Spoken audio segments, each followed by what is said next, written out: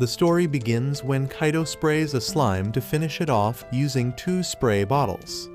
It's an ordinary slime, and Kaido has been searching dungeons to discover and kill slimes for the past 2 years. So far, he has only found ordinary kinds, and this particular slime is his 999th in 2 years.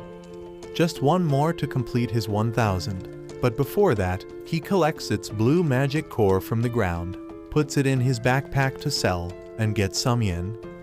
He is not quite satisfied with his performance, as even after killing so many slimes, he is just a nobody without any exceptional skills. But he starts moving ahead to complete his 1000 slime hunt after shaking off the disappointment from his head. At one corner of the dungeon, Kaido sees a golden slime moving and plans to hunt it for his 1000 slime. He hides carefully before targeting the slime with his spray, then comes out straight in front of it. Using his intense sprays, Kaido kills the 1000 slime. The golden slime falls down, but unusually, he is not leveled up like every other time. Neither has his exp increased, but he knows that, being a different slime, its mana core would be valuable. Thus, he fetches the magic core left on the ground after the dead slime. It's a golden card with a wheel on one side and the picture of a girl on the other. Seeing the girl, he assumes that she could be some kind of servant card. So before making any judgment, he analyzes the girl on the card and discovers her status. The girl's name is Sylphie, and she is actually a Valkyrie, which means she is indeed a servant card. That makes him so happy, but he definitely doesn't want to let anybody know about it, not yet. Thus, Kaido makes sure that there are no cameras around him in the dungeon recording the picture of this golden card. Then he takes out his phone to search for details about Sylphie. Surprisingly, there is no data about the servant Sylphie. But Valkyries belong to the Divine Warriors category and are definitely rare cards. Kaido needs more information about rare cards, so he heads towards the 6th gate.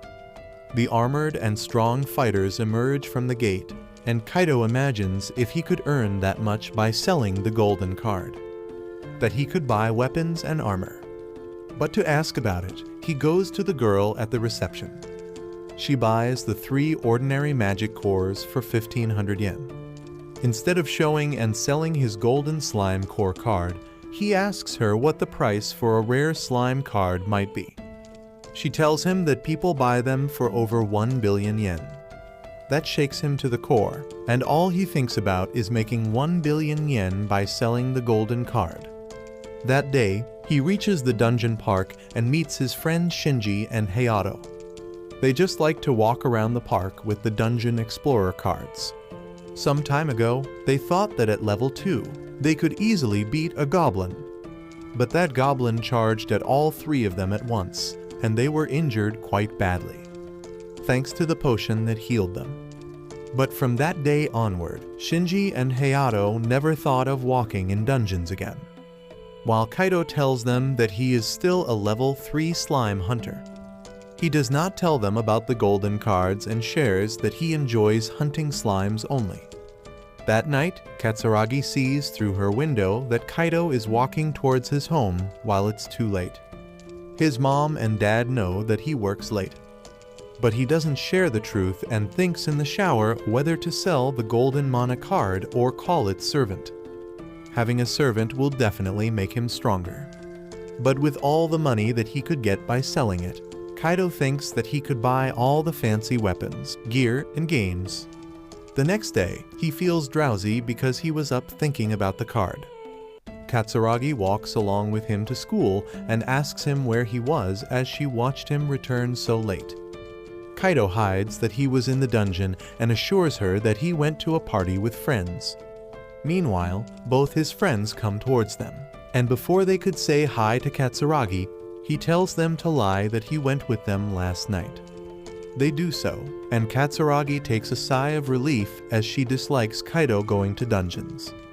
Kaido cannot control his curiosity and asks his friends what they would do if any of them found a rare card.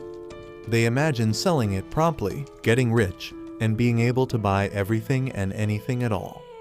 but that is so rare because it's so difficult to find such a card. Kaido sits in class, and instead of focusing on the lecture, he still thinks about what to do with the card. He is not sure if the card servant will be any good to him. On the other hand, he can get a lot of money by selling it, but if he calls the servant out once, the card will lose its value. Suddenly, he looks at Katsuragi and thinks to himself that he will call the servant for Katsuragi. Thus, he rushes towards the dungeon and takes the card in hand. Kaido summons Sylphie Valkyrie and imagines that he and Katsuragi will become gods. As soon as he calls the servant of the card, a giant girl appears amid the lightning and whirlwind. That giant girl extends her hands towards him and wraps them around him. Kaido cannot understand what's happening, and the girl disappears. He looks around to search for her, but someone pokes his back. It's a tiny little girl standing behind him, introducing herself as Sylphie Valkyrie. Kaido looks at her with utter disappointment as she is nothing like the demigod he imagined emerging from the card. His dreams of becoming a warrior god are gone. With that, his 1 million yen that he could have earned by selling it also went down the drain. Now he can't buy games, a pool house, or armor. Seeing her master bent in disappointment, Sylphie wants to know what's the matter with him. But he can't explain it to her yet and walks ahead of Sylphie, telling her that they have to hunt slimes. Knowing what her master wants, she tells him that she can sense the slime in the dungeon and guides him exactly where there is one. That makes half the work easy as Kaido does not have to search for them. He wants to know her power. Thus Kaido asks Sylphie to handle the slime for him. Thus she creates a great thunder and kills the slime in the next instant. She used so much power in killing that slime. With her 170 battle points, it was totally expected of her. Kaido now knows that her battle points are 17 times more than his. But suddenly Sylphie starts looking so feeble and asks for something to eat. Kaido had heard somewhere that servants eat the mana cores of slimes. That would fill their hunger. Thus he instantly gives Sylphie the mana core. She eats it and instantly feels better. But if she gets to eat all the mana cores after each slime hunt, then there would be no more funds for him. Thus, Kaido only asks Sylphie to guide him to where the slimes are. He kills all the slimes by targeting them exactly where she points them. In the next few hours, he not only collects a lot of mana cores by killing many slimes, but he is finally leveled up to level 4. With that, Kaido has also achieved the title of Slime Slayer. Sylphie congratulates him as all his stats have collectively increased by 50%. But he was expecting a bigger reward, so Kaido feels disappointed. But noticing his disappointment, Sylphie lifts his spirits, telling him that no achievements are small. Now, as Kaido has to go home, he wants to send Sylphie back to the card. Sylphie feels sad, but she asks him to promise that he will summon her again, which he does. Thus, putting her back in the card, he crosses Gate No. 6 to sell the mana cores from today's slime hunt. She is so impressed that Kaido has collected more mana cores than anyone in history. That alone earned him 15,000 yen today. After selling, he reaches home and thinks, lying on his bed, about the power of Sylphie. He can finally consider going to the second floor now with Sylphie's power, but he is still afraid of it. In his dream, he sees Katsuragi's father on TV. While he and Katsuragi watch him on TV when they are still little kids, Katsuragi is so excited to see her father explore the deeper parts of the dungeon today. The reporter on TV admires his bravery, because he will unleash the deeper secrets and truths about the dungeons. The next day, he is sure to explore the second floor of the dungeon along with Sylphie, because he wants to become a daring and brave hero like Katsuragi's father, while Sylphie is so excited to fight beside him on the second floor. 15 years ago, the dungeon doors appeared on the surface of the earth. Niai-san and his friend are the first explorers of dungeons and took it as their duty to reveal their secrets to the world. They are the Dungeon Exploration Elite Unit, and their other members of the group are the best qualified persons from all over the world. Niai-san and the friend enter the dungeon, and on the first exploration level, they encounter many goblins. Thus, walking ahead, they clear a lot of areas and think of opening this explored part of the dungeon to the general public. That would make it a great tourist attraction. Hence, they soon convert it into an amusement park and adventure site. Now anyone who is 15 years old or above can get an explorer's license and enter the dungeon. One day, Niai-san and the girl get attacked by a giant goblin and fall down. Niai-san fights back and gets badly injured. In the rage, the girl kills the goblin and fetches the mana potion to save him. She pours it into Niai-san's mouth so it can bring him back. That's where the first love story began in the dungeon. On the present day, Kaido calls the servant Sylphie and walks towards the second floor where goblins live. He has not forgotten the terrible experience of hunting goblins 2 years ago. Thus, when he walks ahead, his legs begin trembling with fear. Sylphie notices the fear and grabs his hand in hers to relax Kaido a bit. That trick actually works, and Kaido thanks Sylphie for making him feel better. He scans this part of the dungeon for goblins. In the same minute, Sylphie points towards a corner, telling him that a goblin is hiding there. She can detect their presence without seeing them. But surprisingly, Kaido has once again started walking back. She wants to know what's the matter, and in the same minute, Kaido remembers Katsuragi's father's bravery and returns to fight. He wants to become a hero and grabs his stick in hand to beat the goblin. It was sitting still in a corner. Sylphie tells him that she will handle the goblin and begins a magic incantation with her hands. But at that moment, Kaido stops her because he wants to fight the goblin alone. Thus, with shivering legs, he charges at the goblin with his stick. But it hits nowhere near the goblin, and Kaido falls down. When the goblin attacks, he saves himself with his shield, but ultimately he falls down with his stick falling away. But before the goblin can attack him once more, Kaido sprays the slime killer spray in the goblin's eyes, which leaves him blind. Kaido quickly gets up and attacks the goblin with his stick, killing it. He still cannot believe what he did and fetches the mana core of the goblin. On the other hand, Sylphie is so impressed by Kaido's fighting skill and wants to join in the fight next time. The stats on his experience board suddenly rise, and now his status is improved to Goblin Slayer. This particular status is awarded to people who are afraid of goblins at first, but overcome their fears and kill them in the first combat. He is surprised that he leveled up too, while in the last couple of years, killing slimes has barely improved his level. Now Sylphie urges him to walk ahead and kill more goblins. Thus, one after another, he keeps killing goblins. Sometimes he sprays in their eyes, while at other times Sylphie helps him by making a protective shell around them. She tells him that previously she was helping her master in accomplishing missions in the dungeon. This time, she helps kill a goblin with her lightning magic and eats the mana core to regain her strength. Afterward, Kaido sells 4 goblin mana cores at the reception. The receptionist is surprised as it is the first time ever he has brought goblin mana cores, and it's already more than one can bring on their first attempt. He confesses that he is just lucky and returns after getting paid. The next day, he sleeps in late on Sunday. His mother assumes that he has been working hard and can't get up.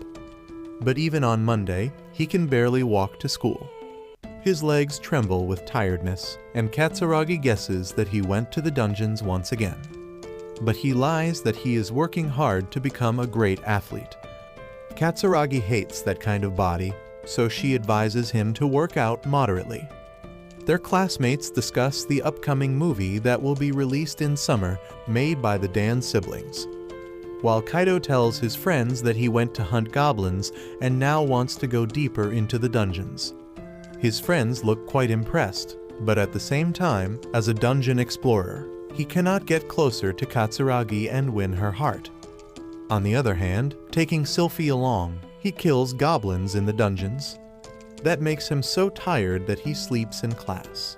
Killing one goblin after another levels him up, and now Kaido is a level 10 player.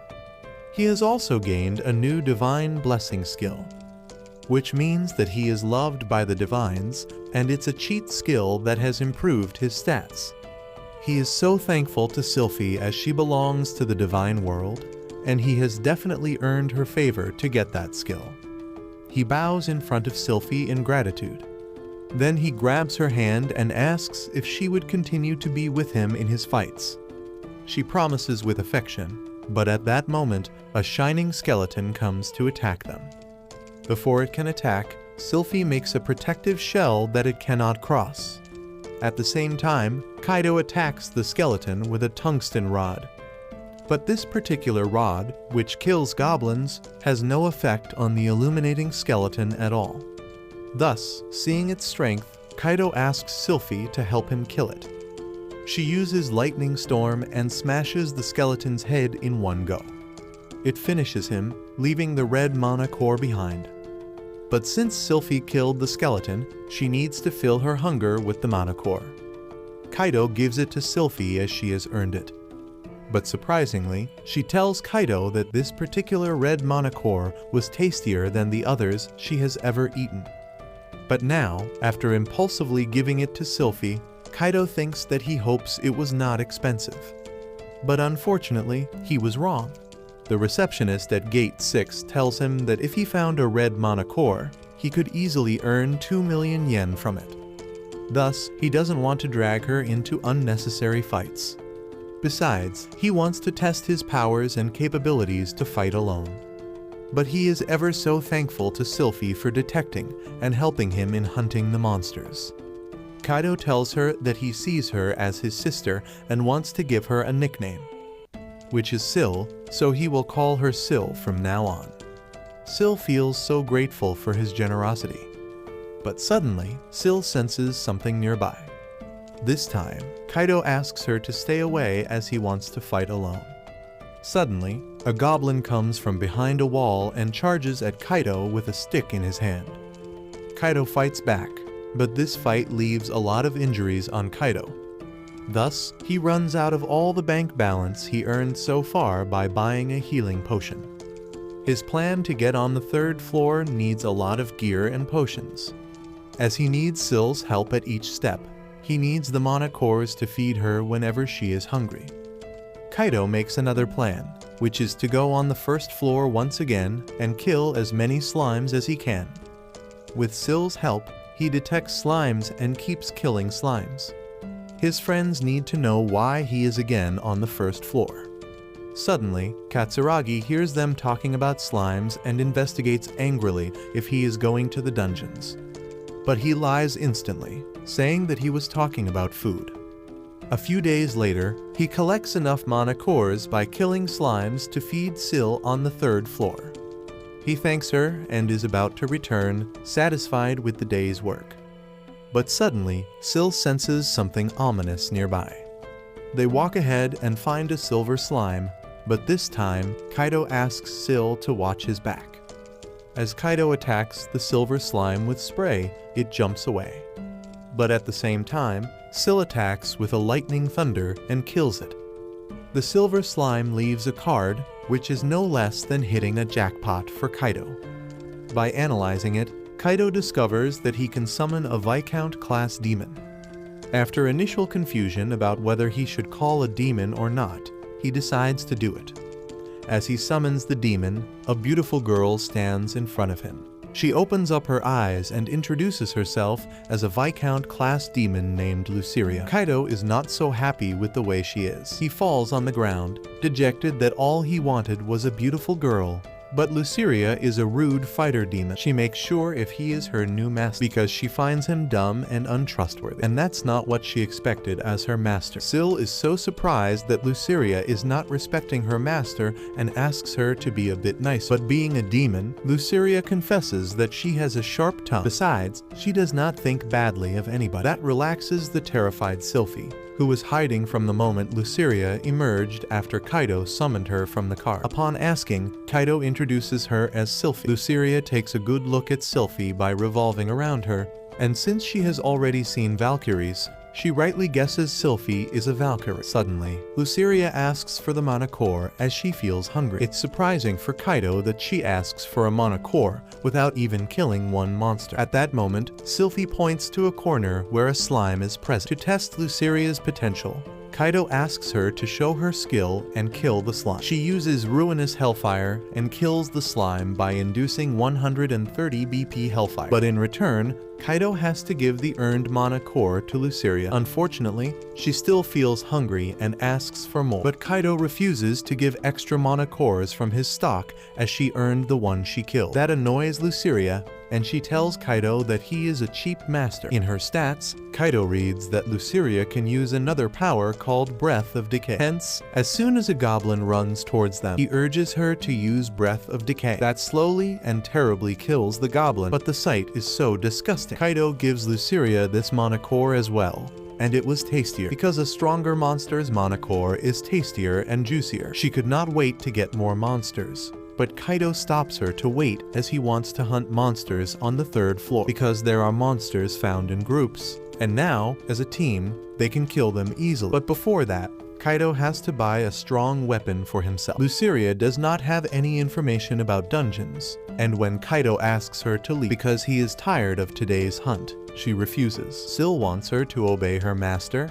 and ultimately she agrees. The next day, Kaido reaches the 3rd floor with a weapon that was quite expensive. On the first corner of the 3rd floor, they find 2 hellhounds. As soon as they spot them standing, the hounds begin running towards them, but Kaido orders Syl to make a protective bubble to shield them, and at the same time, Luceria throws hellfire at the hounds. That burns the hellhounds in an instant, but as soon as she kills them, she demands both mana cores found from killing the 2 hellhounds, while Kaido gives her only one. Suddenly, 2 wild boars attack them, and Luceria kills one with Ruinous Hellfire, while Kaido begins shooting arrows towards the other. The boar keeps coming at him as the arrow hits its eye, but does not affect it much. But the second arrow kills it, and while fighting it, Kaido falls down out of fear. Luceria mocks him, but the good thing is he is leveled up to level 11. Luceria keeps asking for every single mana core he earned today. Not only that, she also wants to eat extras. On his way back, he hears a few girls talking about how they made a group to explore the 6th floor. He is impressed and hopes that his party will also make it to the 6th floor. But in class, his friends ask him what he thinks about getting good grades and going to a university, because they are worried about getting into a good university. Kaido has never given it a thought. Katsuragi really hopes they go to the same university,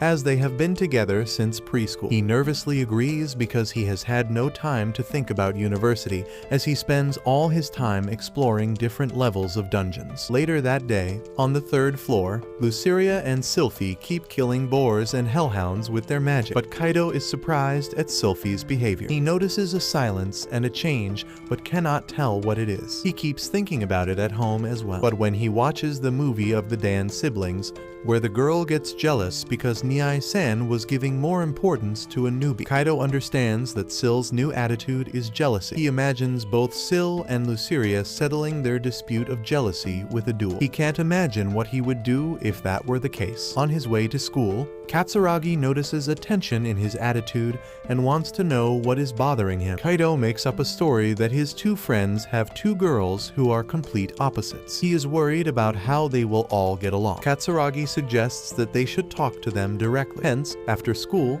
instead of calling Luceria and Syl at the same time, he only summons Syl because he wants to hear what's bothering her. She reluctantly shares that Kaido talks to Luceria more ever since she has joined them, and he gives her more mana cores. Kaido assures her that she is very important to him. Now he promises that they will get an equal amount of mana cores, and he will try to talk to her more, like before. He summons Luceria as well, and suddenly Syl kills a giant boar, and her level increases. She is so happy, and now she can kill many attacking monsters at the same time. The protective shell is stronger than before, but with that, her hunger also increases. She demands more mana cores after each hunt like Luceria, and the receptionist is also surprised that he is not bringing as many mana cores as before. Thus, he decides to go to the 1st floor with both Luceria and Syl. He will kill the slimes with spray to get mana cores, while they will only cheer her on. That day, The receptionist tells him that he can move to the 3rd floor as he is perfectly capable. So after returning home, he searches on the internet for the gear and weapons needed to get to the 4th floor. He likes a carbon nanopoint full body suit, but it is so expensive that he can't buy it yet. The next day, exploring the dungeons with Sill's pointing skill, he discovers a special slump. He alerts both Sill and Luciria to kill it in the hope that he will get another special card and a servant. But this time, he gets a magic ball. He imagines himself as a wizard after breaking the magic ball and smashing it onto the ground at once. He gets the new skill of water ball by smashing and very excitedly moves to the 3rd floor to test it, telling Sill to make a protective cover and keeping Luciria on alert. He moves towards a hellhound. Now he throws the magic water ball at the hellhound, but it was just a water splash that didn't affect it at all. Kaido falls down out of fear, and Sill and Luciria finish the hellhound. But he is now regretting not selling the magic ball, as this skill is of no use. Watching him sitting sadly on a swing, Katsuragi asks him what is the matter. He stammers when he hides the fact that he is worried about the magic ball and tells her to walk home with him. On the way, he thanks her for guiding him about the 2 girls the other day. He tells her that he talked to the girl and sorted the matter. That surprises Katsuragi, as Kaido had told her that he was asking about his friends. He wants to clarify, but she quickly enters her home and shuts the door. She sighs behind the door, and Kaido wonders if it was jealousy that he noticed in Sill the other day. But he shakes off this thought, as he doesn't think he is that important to her. Kaido can't leave his newly found magic ball as a useless skill. Thus, he goes to the dungeon, and in the presence of Sill and Luciria, he tests the magic ball's hitting power. Initially, he throws it at the wall slowly, which does not affect it at all. Afterwards, he improves his throw and hits the rock with a speedy magic water ball. It is improved, but he gets so tired that he falls down on the floor. He sleeps as if he is drained from the day's practice. But the next day, he shakes off the thought of giving up on his newly found power, because he always wanted to be like the brave Captain Katsuragi, who was his childhood hero. So the next time he goes to the dungeon, he tries harder with the water ball. After a few failed attempts, he commands the magic ball to change its shape, which it does. But with a certain shape, it could not get into an attacking form. By that time, Kaido feels so tired that he falls down. Getting out of the dungeon from the 6th floor, he bumps into someone. He apologizes to them, and they don't mind because Kaido looks visibly drained from all the hunting. They are 3 girls who are 7th floor explorers. They want to know if Kaido is okay. They keep watching him as he goes and are quite impressed that people work so hard to get to higher floors. The next day, he could not pay attention in class, and the teacher scolds him a lot. Katsuragi notices his lack of attention too. When his friends ask him, he shares that he is into a different kind of training these days, which will make him a winner and conqueror of dungeons one day. At the same time, Katsuragi hears them and stops midway, asking about dungeons and changing the subject to whether he is getting trained for dance. Kaido lies that he is practicing dance, and Katsuragi asks him to invite her to his practice someday. On the other hand, he notices that no matter how many monsters he kills or how much he practices his skills on the 4th floor, his level is not increasing, and he is not getting additional points in his experience. He assumes that maybe it is because he is trained enough on the 4th floor and needs to go to the 5th floor already. But before that, he needs better armor. Kaido has already liked a suit, so he orders it. Luciria instantly disapproves of watching him in that suit, but he explains the qualities of this particular nanotube suit, which will protect against any penetrable weapon. For instance, if someone throws an arrow or a pointed object at him, it will not get through the suit, so he will be safe. Sill appreciates the qualities of the suit instantly. When she learns that the bracelet, which is part of the suit, intensifies the magic effect, she praises her master. She says he is too good at choosing the best attack. But when he shares that he just read all of this in the suit's description and has not tried any of it, Luciria frowns, because no one buys a suit without trying it on. He also got this cheap potion with the suit. Disliking the things of his choice, Luciria drags Sill along with her as she was non-stop appreciating everything her master bought. Now they are finally on the 5th floor, which is slightly different from the lower ones. Suddenly, Sill feels the presence of something ominous in the surroundings. The giant insect monster is lurking behind the wall. Watching it gives pangs of fear to both Sill and Luciria, so they both hide, leaving their master behind. Kaido can't spare this monster, so he runs toward it to kill it. But then, Kaido appears after killing. Syl and Luceria are so sorry for their cowardice that they apologize to their master for not being around when he needed them. Syl is regretting and demands reprimand, but Kaido doesn't mind and offers them the darker mana core he got from killing the bug. They hate the sight of the bug and dislike the mana core as well, but they eat one each and dislike its taste. Going ahead as a team, they find a strange monster that looks like mud around the corner. Initially, Kaido attacks with his gun, but it does not affect watching someone attack them.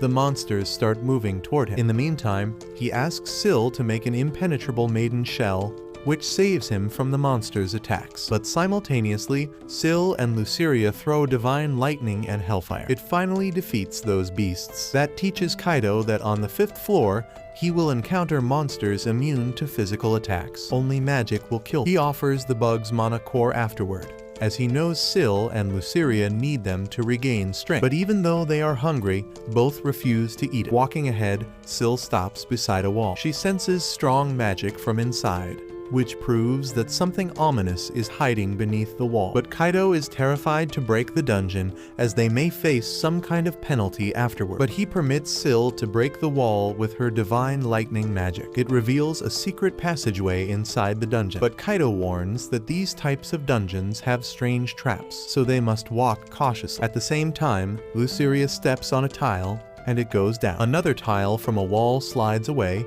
and an arrow hits Kaido. He barely saves himself. But as he advises Syl and Luceria to be careful once again, Luceria steps on another tile, resulting in an electric shock. It shakes Kaido's body, and they think he is dead. But Kaido stands up again, looking just fine. At the end of the tunnel, there is a giant door. Kaido wants to return out of fear of finding something ominous beneath. He turns his back on the door and is about to leave. But suddenly, he returns and tries to open the door. It resists opening, so Syl uses divine lightning to break it open. Inside, there is a giant staircase. At the top of it, an ogre and a giant slime are looking at them, ready to attack. Kaido commands Luceria and Syl to throw a combined attack of divine lightning and hellfire. However, the attack does not reduce the monster's power at all. It is clear that these monsters are immune to magic attacks. They create an impenetrable maiden shell around them, and in the meantime, Kaido attacks the ogre with his gun. The repeated ammo attacks reduce the ogre's power, but then his ammo runs out,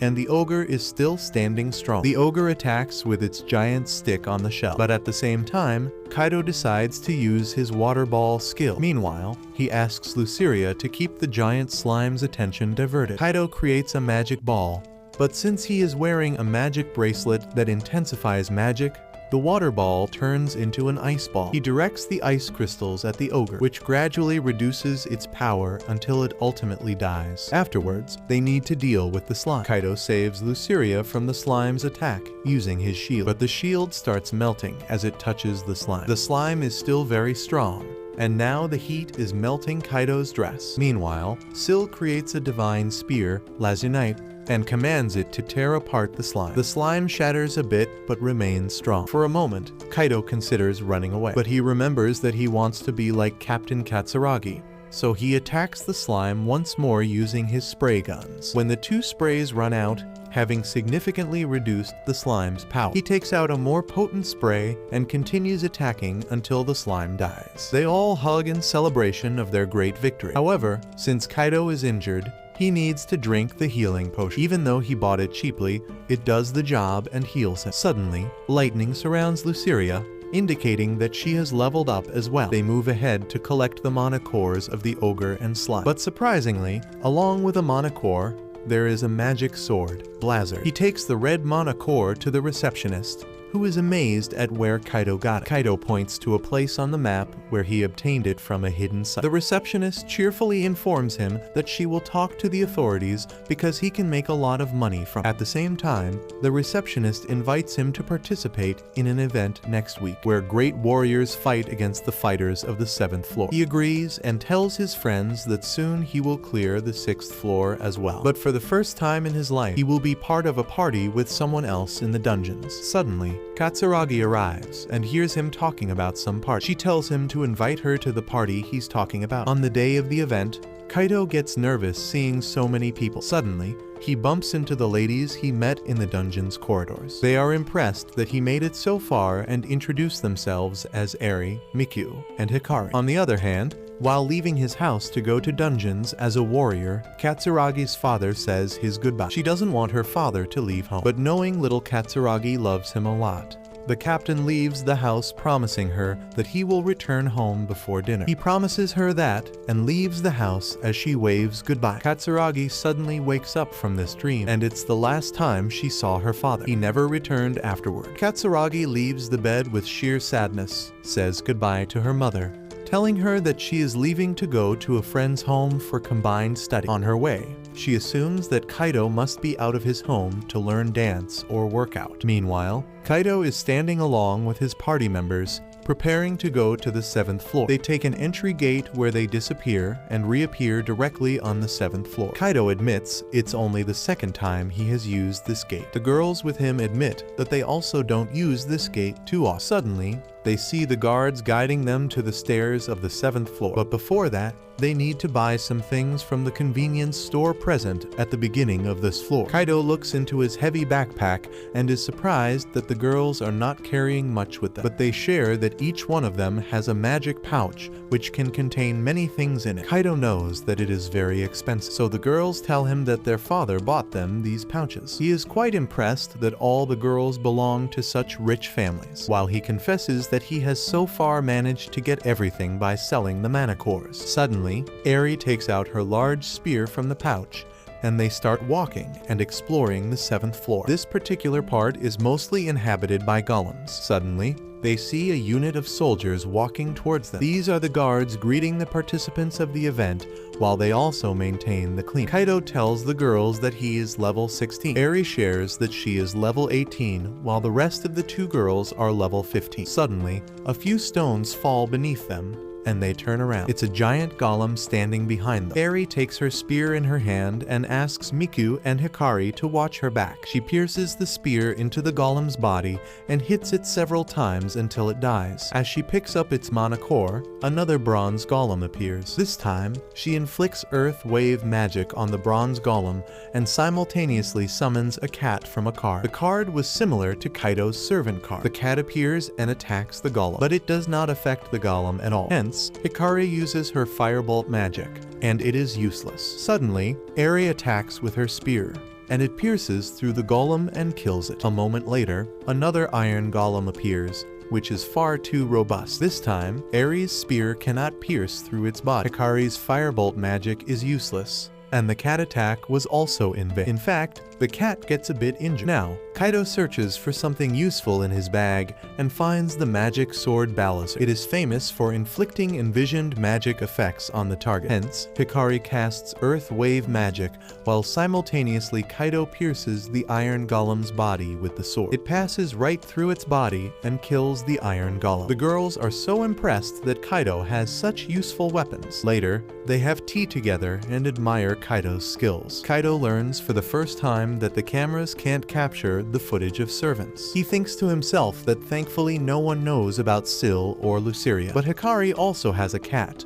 and its footage should not be in the cameras. But Mikyu shares that her father bought it at an auction, so everyone knows about it. Each one of them keeps a keychain that they won from today's event. Then Eri wants to know if they have discussed, and they want him to be a part of their party. Now they are planning to explore the 11th floor, because through the transfer gate, one can skip 5 gates, so it will be best if he is with them. But seeing his hesitation, they assume that he wants to party with someone else. But Kaido thinks of telling them for a moment that he is already in a team with Syl and Luceria, but something stops him, and he promises that he will give their offer some thought and tell them later, because he has to ask about it from someone. He is afraid that they will think badly of him for keeping 2 little girls with him, and he might even go to jail. The next time he meets Syl and Luceria in the dungeons, they are very angry because Kaido is neglecting them. He clarifies that he was with another party, but they are jealous that he is making a team with others. Besides, Luceria is very angry about giving Syl a nickname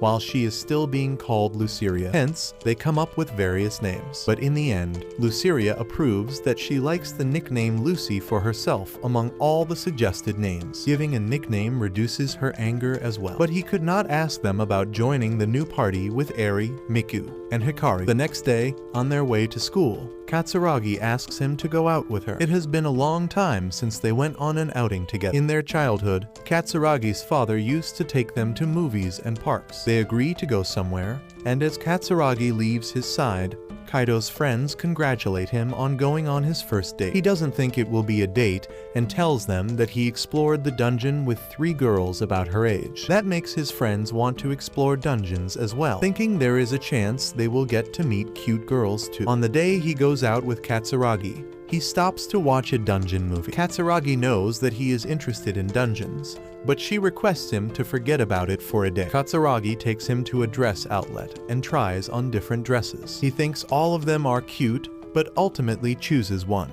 and Katsuragi buys that dress. On their way to the park, Katsuragi feels so happy and wishes to take a boat ride. Sitting on the boat, Kaido thinks for a while that it looks like they are actually on a date, but then he shakes off his head and Katsuragi compliments that he is looking tougher and stronger. She wishes to go out frequently with him as it feels great. Later, they have iced tea and enjoy it a lot, and at the end of the day, Katsuragi watches a man carrying his daughter in his arms. She asks Kaido if she can go to one last place with him. They stand before a building where there are dungeons inside. Katsuragi tells Kaido that her father went inside the building after promising that he would return before dinner. She knows he is somewhere inside as he never came home that day. She leaves after telling Kaido that she enjoyed it a lot, but inside his heart, Kaido knows that she is worried about him, but he wants to become a hero like his father, Captain Katsuragi. Now, Kaido practices coating water ball magic on top of the baltzard he found earlier in the hidden parts of dungeons. Lucy and Syl silently watch their master's crazy idea to combine magic with a physical weapon.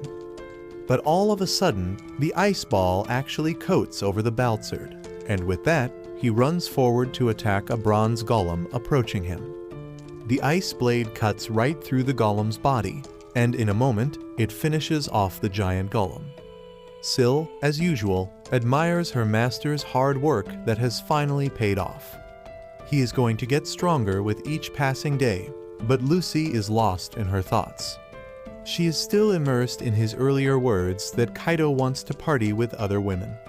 Suddenly, Lucy feels sad and wants to know why her master chose other girls over them. She pleads to know if they have made a mistake or if they are any lesser in power and strength. But Kaido nervously keeps hearing her, unable to say anything. He finally tells them that as a master, he is very happy with both of them. But Lucy snaps that Kaido is tired of feeding them his precious and pricey monocores and now wants to get ahead with other girls. She angrily raises her stick and is about to hit him when Kaido stops her and promises that it's not about monocores. Kaido is surprised by this speculation and clarifies that he will continue to feed them monocores as before.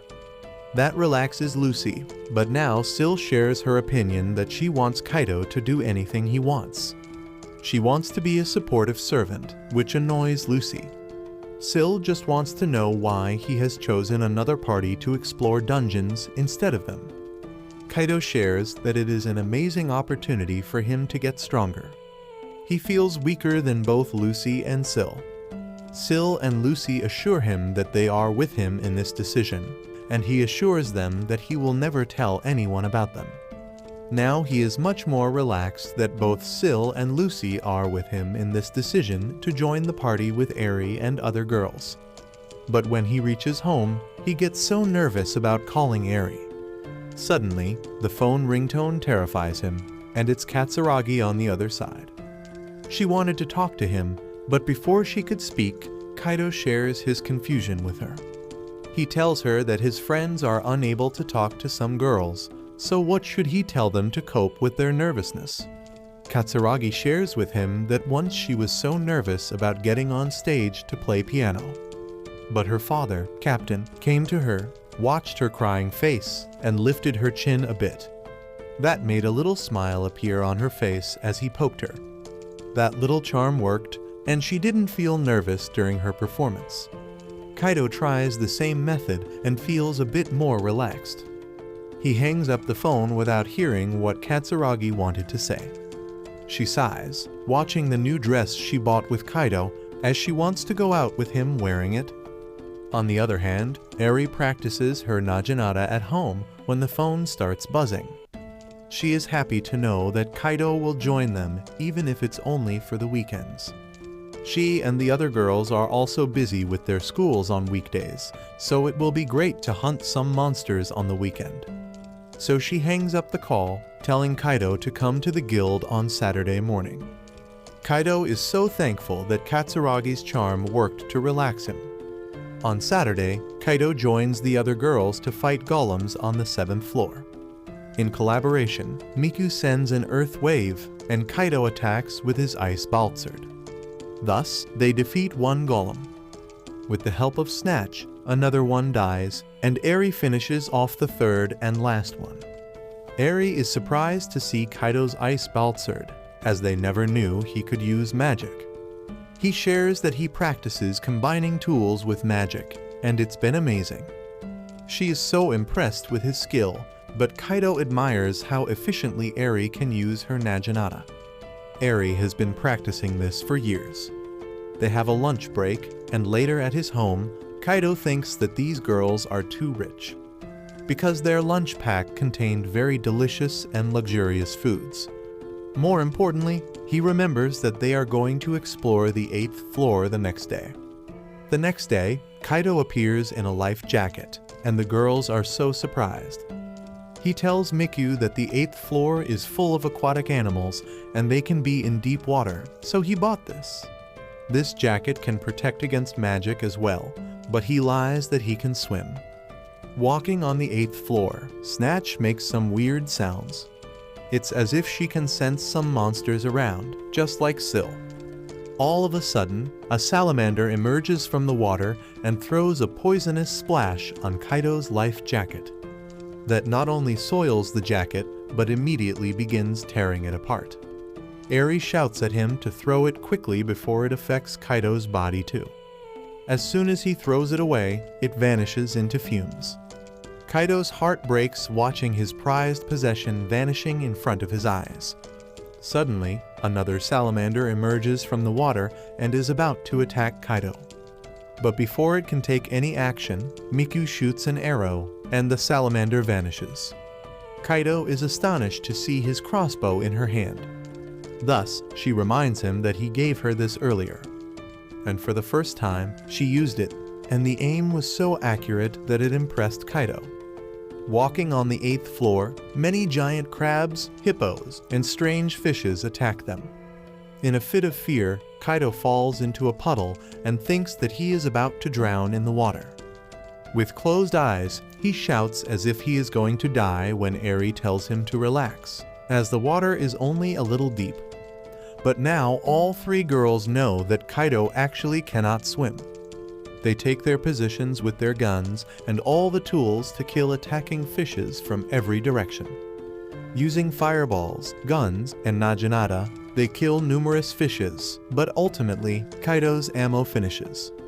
Now he watches Eri using her Naginata like an expert and converts his ice baltzard to function like the Naginata. With it, he kills every fish approaching him. But he does not notice his HP falling quickly. Suddenly, as his HP goes down to 0, Kaido falls down. He opens his eyes after a while in Eri's lap and immediately gets aside, apologizing for getting too intimate. She does not mind and allows him to rest his head, but he wants to know how he got his HP back so quickly. Eri shares that she bought and gave him a magic potion to replenish his energy. That impresses Kaido, but Eri shocks him by saying that they are a party and it's normal to purchase healing items for each other. Besides, they collected a lot of mana cores from killing fishes, as he contributed a lot to killing them with his unique fighting style. He blushes and confesses that he was only mimicking Eri. All of a sudden, Snatch alerts them about a monster, and it's a huge dinosaur. The 8th floor is not supposed to have dinosaurs, But now they are stuck in an unexpected situation, so they plan to run away. As they all turn towards the end of a tunnel, numerous stones falling from the dinosaurs' movement block their escape pathway. There is no time to escape, and Kaido formulates a plan to counter the attack now. He asks Hikari to stop the dinosaur with her earth wave magic, while Miku will throw fireballs. Snatch will inflict long-distance attacks, while Eri will help him by distracting the dinosaur, allowing him to pierce its body with the ice baltzard. They attack simultaneously, but Kaido's baltzard and fireballs do not affect the dinosaur. Now, Eri jumps onto its body with her Naginata and pierces the dinosaur's head very strongly. But that only causes a minor injury, and the dinosaur shakes its head and throws Eri to the ground with full force. She falls, and with a stern expression, reveals her wish that she will finally become a hero. Kaido runs towards her, and it's evident that she could die with the next attack. On the other hand, the dinosaur is getting closer to Hikari and Miku, and knowing that their attacks will be of no use, they hug each other. At the same time, Kaido thinks that he promised Syl and Lucy that he would not tell anyone about them. But they will certainly die if he does not ask for their help. Without delay, he takes out the servant cards and summons Syl and Lucy. Miku, Eri, and Hikari watch the thunder and lights with amazement as Lucy and Syl arrive. Kaido commands them to kill the dinosaur. Syl is happy to obey her master, while Lucy is greedy for the giant and tastier Monocore. They use hellfire and lightning attacks on the dinosaur and finish it off. Kaido thanks them for their help, and Miku is so excited to see an angel among them that she hugs Syl with happiness. On the other hand, Hikari is so impressed with the combination of angel and devil that she wants to touch Lucy's hair. At first, Lucy denies rudely, but seeing Hikari's excitement, Lucy permits. Kaido apologizes for not telling Eri earlier, but now shares that both girls are his servants. To strengthen their newly formed bond into a stronger friendship, Miku suggests that all the girls bathe together. Eri loves the idea, and they ask permission from Syl and Lucy to call them by their nicknames. Syl immediately agrees, but Lucy, who was initially reluctant, as usual, could not deny after seeing Hikari's excitement. They hug each other, and Eri thanks Lucy and Syl for saving her life. On the other side of the wall, Kaido takes a bath and is happy that all the girls are getting along so well. He pats Snatch and thinks that friendship transforms people into amazing individuals. Afterwards, he asks Eri about the word hero she spoke when she fell unconscious. She shares that her father used to say that a hero protects what is right and stands for himself. She wanted to be a hero because of what her father said. That's the sole reason she is exploring dungeons. In the end, she asks Kaido to join her at her academy for an open event. Kaido talks to his friends at school about going to the university's event, and they suggest taking Katsuragi with him, because she already wants to get admission to that university. Besides, they are dating. But Kaido denies that they are dating. Meanwhile, Katsuragi, talking to her friend, hears that Kaido and his friends are talking about her.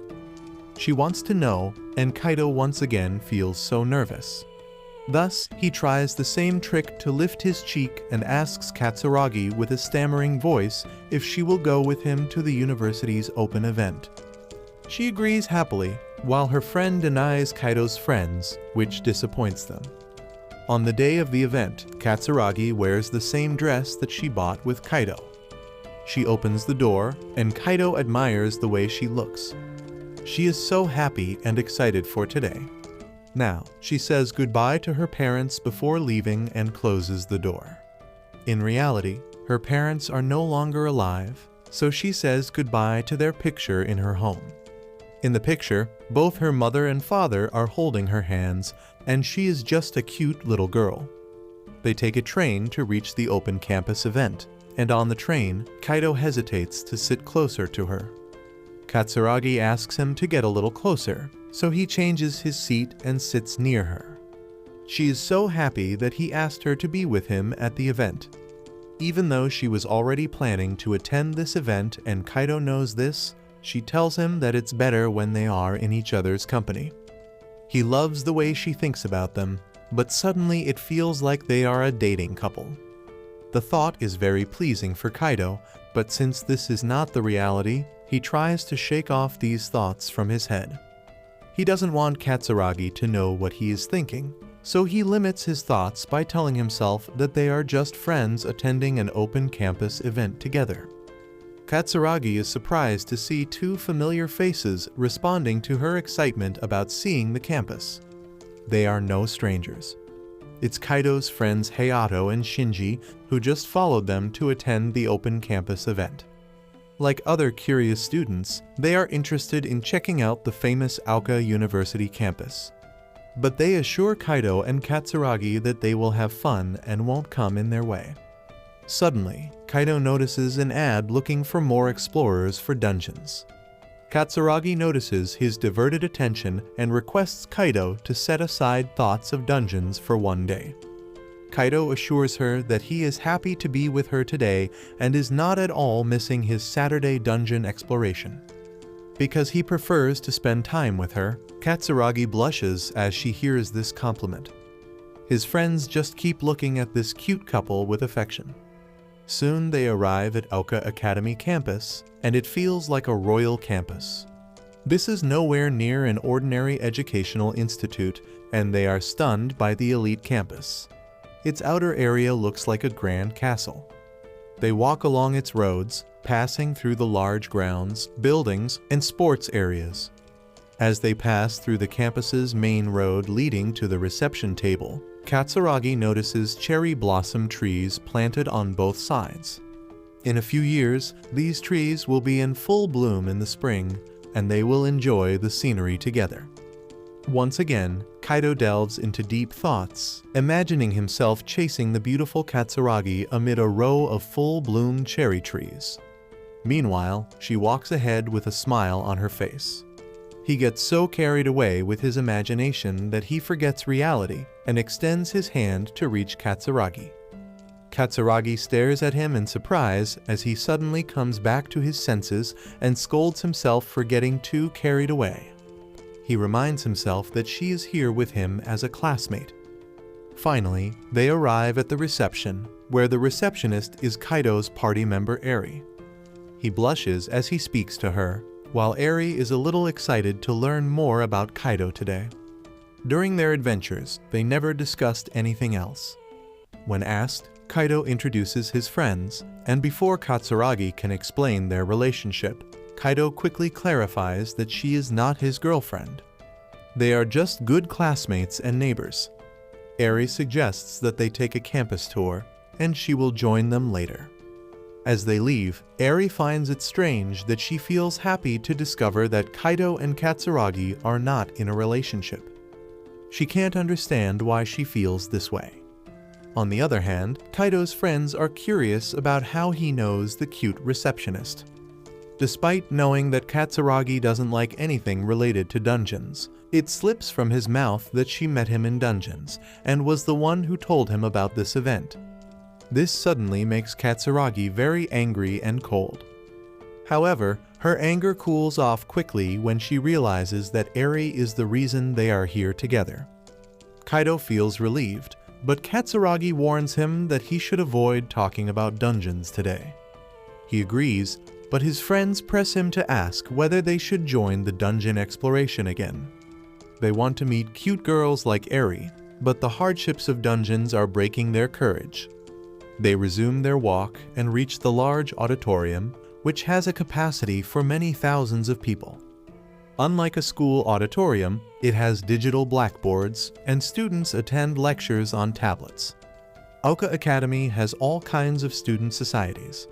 Suddenly, Kaido notices an Eid on the wall, and his friends stop halfway when he is about to mention that he found these tools in dungeons. They take a look at the cultural club's room and finally sit outside on the lawn. Kaido's friends appreciate that the campus is incredibly beautiful, with all the facilities and green landscape. However, despite everything, they find it a bit expensive. They wonder how they will pay their fees if they get admitted here.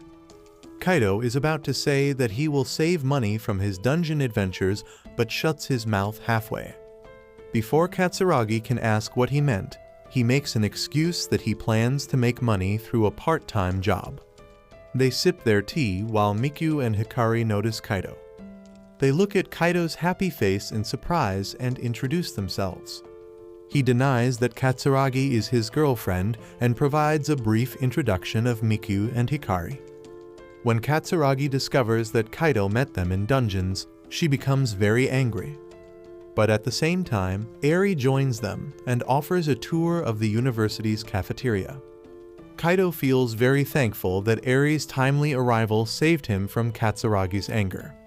The Alka Academy Cafe offers very luxurious food to each student. It is presented like food from a fine restaurant, and any student can eat as much as they want without paying more than 200 yen. Additionally, they can get unlimited drink refills. Everyone prays and starts eating the delicious food.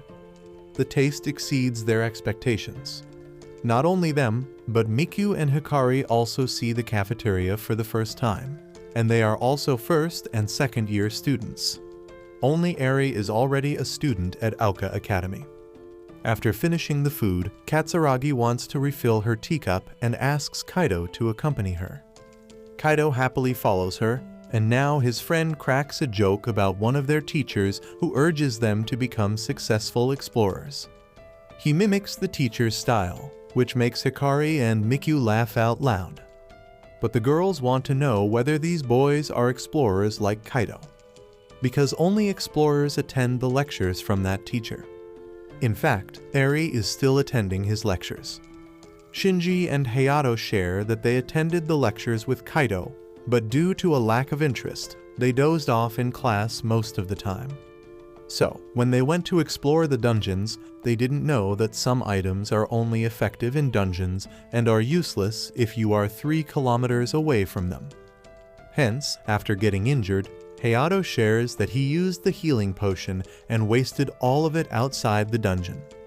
Eri explains that's the reason the dungeon park is built within that 3-kilometer radius. They manufacture all the necessary items within that range. Moreover, the guards do not allow anyone to take the weapons bought there outside that range. Shinji and Hayato confess that they were caught in a difficult situation trying to take weapons outside. Eri admits that dungeon rules are a bit strict, but they all agree that anyone can enjoy the parks. Just when Kaido's friends were appreciating the fun activities and interesting parades in the park, Kaido and Katsuragi hear their conversation. They had returned after getting the drinks. Shinji and Hayato feel so embarrassed, but Kaido and Katsuragi silently serve drinks to everyone. Now that Katsuragi clearly knows that all of them go to dungeons as explorers, she sadly asks Kaido why it is so important to go to dungeons. But Kaido cannot say anything. They decide to walk around the campus and come across the pool. There, Kaido refreshes his childhood memories, remembering that Katsuragi saved him when he was about to drown in the pool. She also saved him once when a dog attacked him. Mikyu and Hikari overhear them reminiscing about their childhood memories. They look cute and quite happy together. But Hikari feels a pain in her chest and tells Mikyu that she has never felt this ache before. She feels jealous watching Kaido happy with Katsuragi. On the other hand, Kaido's friends really like Eri and ask her to join them at the park on a weekend. Eri likes the offer and says she can be with them anytime. They excitedly plan to visit the park together on Christmas in a month. Afterward, they visit the tennis court and soccer field. But Hikari is still deep in her thoughts about Kaido. She slips while going upstairs from the tennis court. Kaido watches her and saves her from a dangerous fall by catching her in his arms. She thanks him, and everyone is quite impressed with how Kaido managed to save her from falling. It could have hurt Kaido too, but he admits that he just focused on saving her before anything else. He holds her in his arms for a moment when Mikyu angrily tells him to put Hikari down. He apologizes, and Mikyu makes sure that Hikari is perfectly alright. Before Hikari can answer, a ball from the soccer field comes flying towards them. It is about to hit Mikyu, but Kaido makes an epic kick and saves Mikyu from getting hurt. Once again, his friends appreciate his move, and now Eri guides them to the dojo. The dojo is where Eri practices alone, but she is irritated to see everyone there after she invited them. She uses her stick to show the moves, and everyone claps while watching her impressive practice with the stick. She looks at Kaido with affection and can't understand what this feeling is. At the end of the visit, Eri shares her phone number with everyone and is happy to answer any questions about the campus. Kaido's friends save Mikyu and Hikari's numbers as well, and in the end, Kaido thanks Eri for the trip. Eri and her friends also go on their ride. On their way back home, Katsuragi discusses the campus while Kaido's friends discuss the girls they met. They like all the girls and find it difficult to choose one for themselves. But they know they need to become explorers again if they want to get close to any of the three girls. Shinji is excited to be an explorer again and asks Kaido's opinion on this. But Hayato is reluctant. Now that Katsuragi knows that everyone loves exploring dungeons, she heartily tells them to do what they want. She doesn't mind them discussing their exploration experiences. That night, Kaido walks Katsuragi home and aims to study very hard if he wants to be a student at Aoka Academy. Kaido wants to study hard this time so he can attend the same academy where Katsuragi will be his classmate. Katsuragi assures him that they will study hard and suddenly asks Kaido which girl is his type among Mikyu, Eri, and Hikari. But he cannot think of any of them as he has never considered them in that way. It saddens Katsuragi when he takes a long time to think and says that he will choose one of them and tell her later. This angers Katsuragi, and she expresses her frustration that he was calling all the girls by their first names. Kaido explains that there is nothing special about calling the girls by their first names. But Katsuragi is too angry to hear anything. She runs towards her house and quickly shuts the door. Kaido is surprised by her attitude and returns home. Later, taking a bath, he wonders why she is so angry about him calling other girls by their first names. He worries that she might be jealous of those girls and becomes anxious about how he will explain to Syl and Luceria why he was not with them that day. He is very distressed now.